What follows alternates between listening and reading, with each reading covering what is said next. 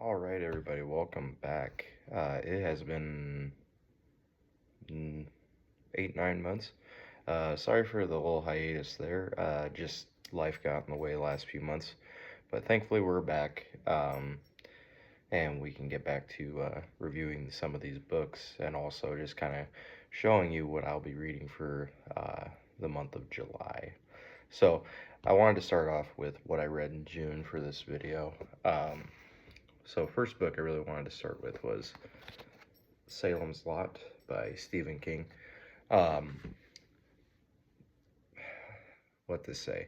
There was a lot in that book. I mean, it's 540 pages, some odd, somewhere in there. I think it was a good book.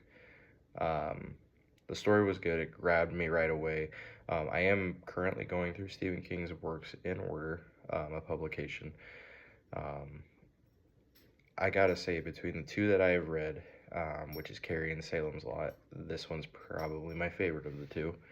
Um, the protagonist was very well done. The characters were interesting. Probably my favorite character in that book was Father Callahan, and just his idea of struggling with his faith and then losing his faith in a sense at the end. Won't explain how that is just because a little bit of spoilers, but um, I think it's worth the read. The one thing that I think detracts from the novel is this. It's 500 pages, but yet there are some characters that don't really get a whole lot of room to breathe. Um, but that's a very small gripe because overall, I think it's a very good book. For Stephen King, especially for it being his second novel, it was very well done, and I can see why, as a King newbie, I can see why a lot of people really enjoy this book. They enjoy Stephen King, and I will definitely keep reading, and I'm planning on picking up The Shining here soon to start that as well. And then the second, was it second? Yep. The second book I read this month, it was a poetry collection by Louis L'Amour, Smoke from This Altar. So, Louis L'Amour, I grew up with a grandpa that read a lot of Louis L'Amour's Sackett Saga.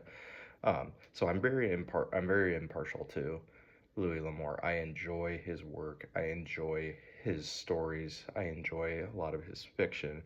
I had never heard of him writing poetry.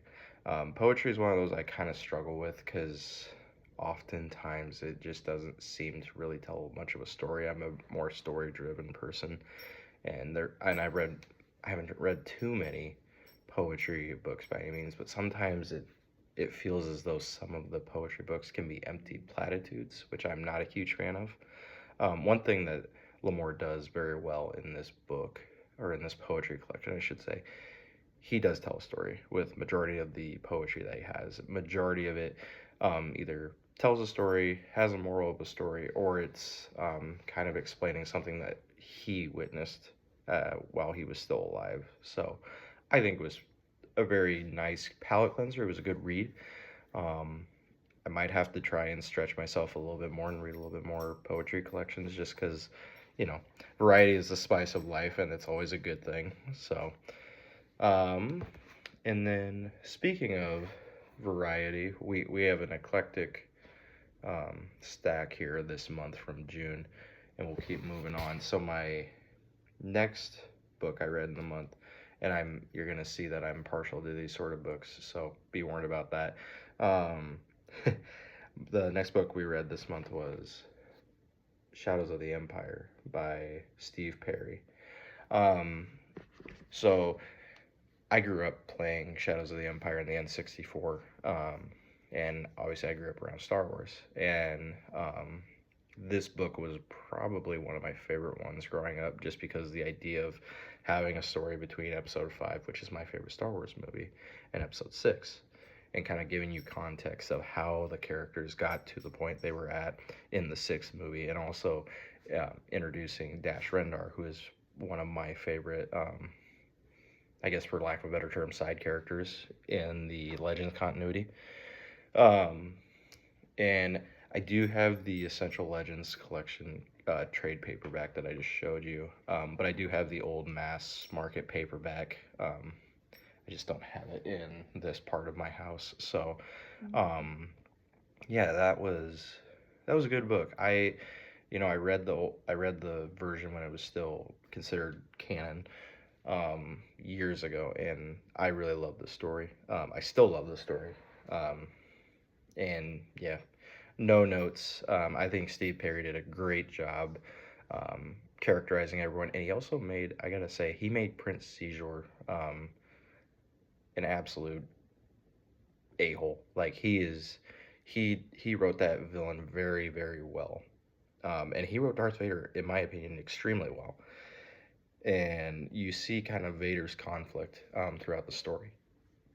Because, like I said, this is between episode 5 when he reveals to Luke that he's his father, and then episode 6 where they have that big fight, and then um, he's redeemed. Sorry for spoilers for those of you who haven't watched Star Wars, but um, so yeah, I overall think that was a very good book. I enjoyed it. Um, might be up there for my favorite book of the month with Salem's Lot. So, and then the last two I read in June. Yep, okay. I'm looking at my list as I'm doing this, so if I look off, that's why. Um, and this one, like I said, we're doing kind of a different spice of life variety going on. Um, read the second volume of Jujutsu Kaisen.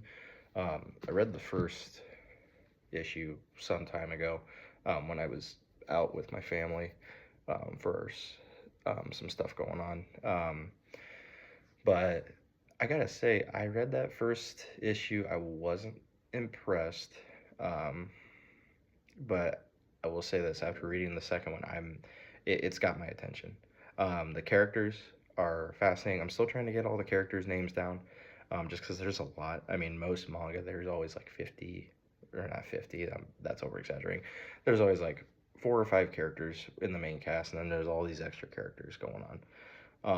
So it's always hard to kind of like keep them all straight, at least for me. But I think as I continue to familiarize myself with the series, and as I continue to go through it, I think things will start clicking. But I gotta say, I love the art. Um, the if I'm gonna mispronounce this guy's name, and I'm gonna feel horrible. Uh, uh, Gigi or Gigi, I don't know. Akutame, like his art, amazing. Like I've read plenty of manga, I've read plenty of comic books. I love his art style. I love his illustrations. At least I'm assuming he's the one that illustrates it. Great, loved it. He does phenomenal work. No complaints there. Great story, great characters. I will say this: Gojo is probably my favorite out of the main cast.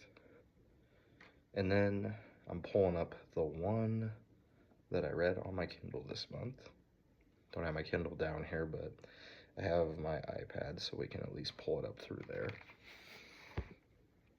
And then the final book that I read in the month of June, it was another Star Wars Legends, or not comic, it was another Star Wars Legends novel, and it was written by the late Aaron Alston, and it was, oh, there it went.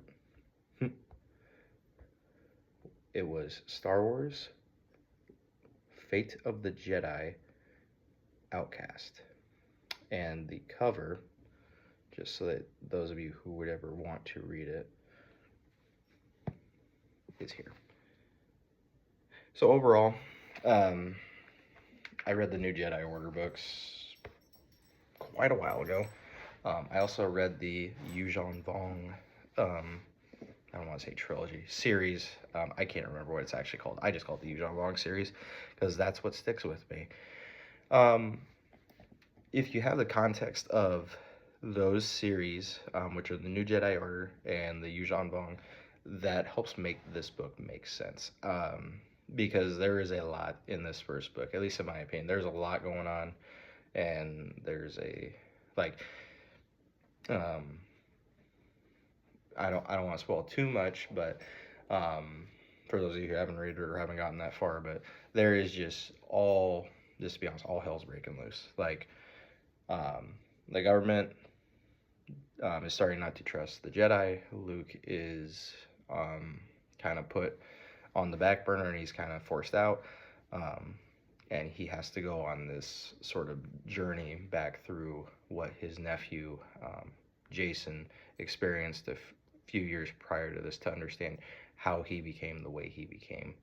And I think it is a story that deals with this idea of loss, deals with this idea of grief, and it also just deals with the idea of like loss of innocence, loss of trust, and also I think it also kind of deals with some ideas of like the government is not always your friend, and it's interesting to see that played out in a Star Wars book because some of the novels don't always portray it that way.